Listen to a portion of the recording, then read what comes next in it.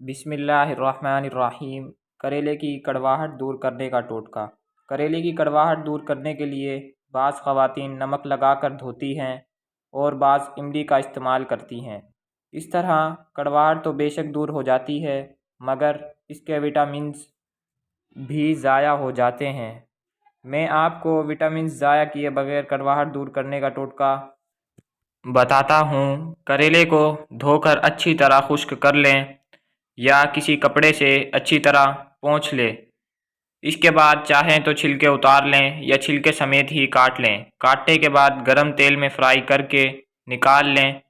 फिर जिस चीज़ यानी कीमा या दाल प्याज में पकाना चाहें, पहले उसे तैयार कर लें, फिर उसमें फ्राई करेले डालकर दम दे दें। दरअसल करेले पानी लगने से ही कड़वे होते हैं, लिहाजा टोटका यही है कि इसे पानी ना लगने दें। अगर मेरी वीडियो आपको पसंद आई हो तो लाइक लाजमी कर लें, और अगर आप मेरे चैनल पर नए हैं तो मेरे चैनल को ज़रूर सब्सक्राइब कर लें।